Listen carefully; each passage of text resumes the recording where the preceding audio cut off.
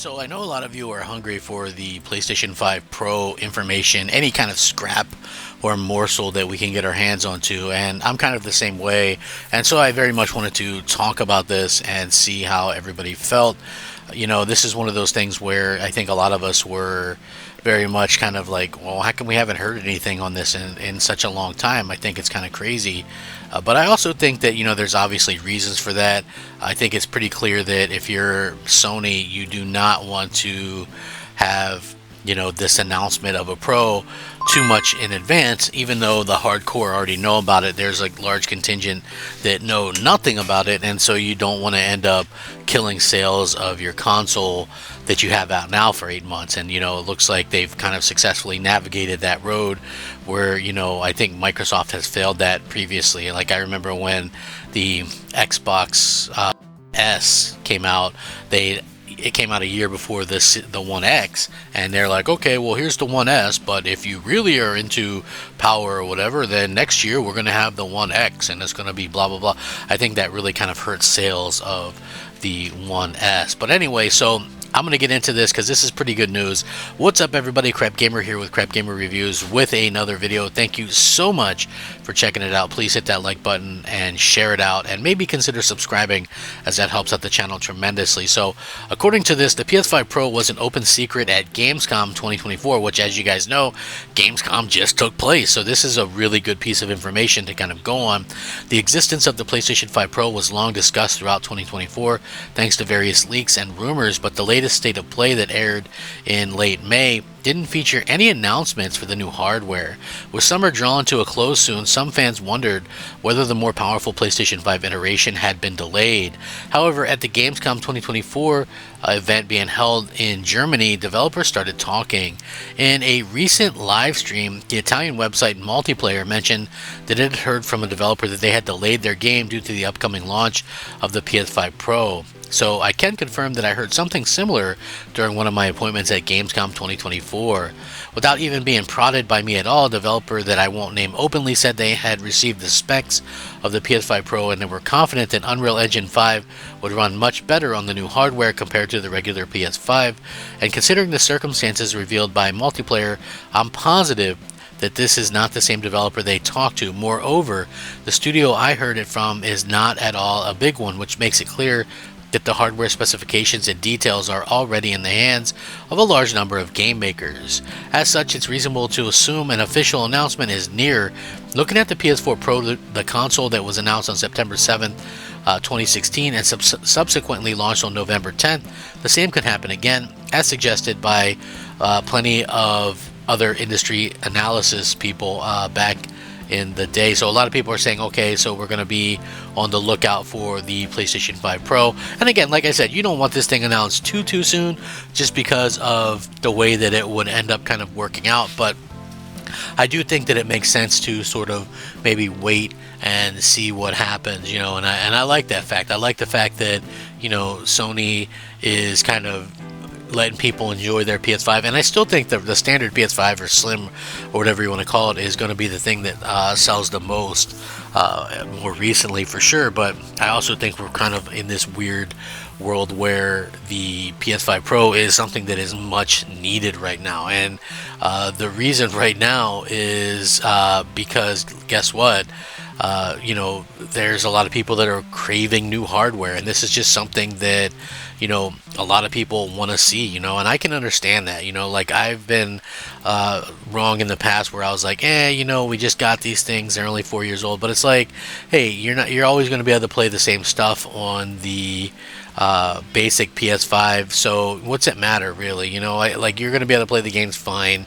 They're going to optimize them. It's going to be good. It's like, listen, I play on the Xbox Series S a lot, like that is set up in my living room, and I'll play like the Fortnites or the Call of Duties or whatever the case may be, and the games play and look fine. So I have full kind of idea that the PS5 is going to be able to play games just fine, and people are going to enjoy playing them on the regular PS5, and not everybody cares about the latest and greatest or what have you. So I do think that we have that to kind of look forward to as we look forward to the future of gaming and things like that. I just think in general, no matter who it comes from, right, and this is my honest thoughts on it, you need new hardware right now. We need that refresh because the industry is kind of, I don't want to say falling apart, because I think that obviously that's not necessarily the case.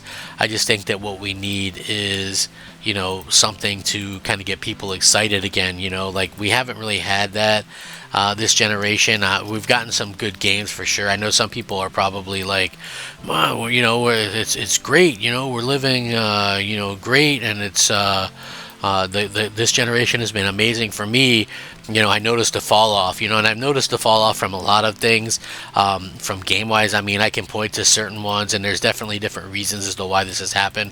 But I mean, look at Rockstar, for instance, right? The Xbox 360, PS3 era, what did we get, man? We got, Red Dead Redemption, we got a couple of GTAs, it was good. We got remasters of Bully, we got a lot of games, and now it's like we haven't had a new, Rockstar game since, I think, 2017 with Red Dead Redemption 2, and it's just kind of getting old at that point, and then you look at stuff, the quality of stuff that we're getting, and it's not nearly as good as what we used to get, unfortunately.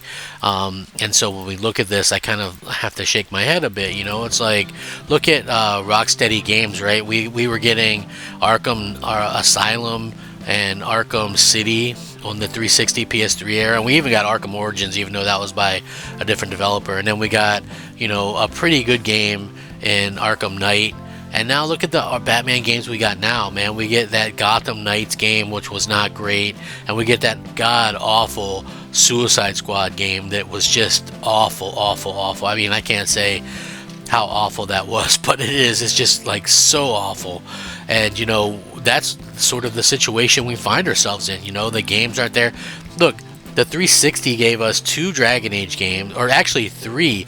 The newer one came out on the 360. It was cross-gen because it was 2014. So we got 3 Dragon Age games. We got a full Dragon Age DLC with the first Dragon Age game. We got 3 Mass Effect games. And since that point, we haven't really got much of anything. So it is a little bit ridiculous to see, where we've kind of come from with all of these games and stuff. Like, things have fallen off really hard, and you have to ask yourself why. There's like even if you're not talking Xbox, you can talk PlayStation. Like, we probably won't get a new Naughty Dog game this generation, right? Like, we might get one that's cross-gen or whatever, but we probably won't get one that's like just a, hey, here's a new Naughty Dog game, whether it be The Last of Us 3 or whether it be something new. I just don't feel like we'll get that for whatever reasons. But it is nice to see that the Pro is kind of an open secret, and that looks like it's going to be real. So obviously a lot of people want to see what the whole industry seems to know at this point.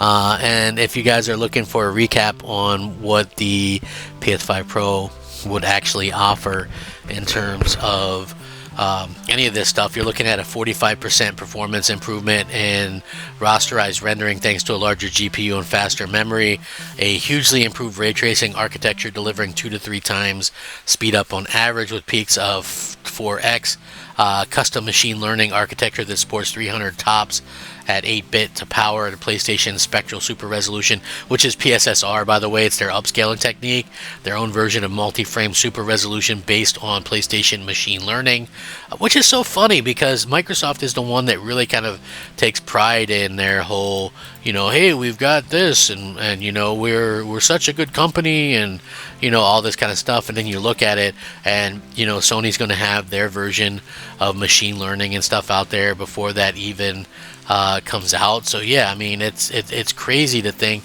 that Sony seems to really be ahead of what's kind of going on there, and that's a real unfortunate situation as far as I'm concerned. I really hope that kind of that Microsoft can play some catch up there. They need to desperately, because I feel like they are really falling behind in a lot of this kind of console race thing. And I know a lot of people don't take that seriously, but to me, you've got to have that competition. You've got to have that competition there, and the fact that Sony is just so utterly ahead of what Microsoft is doing right now.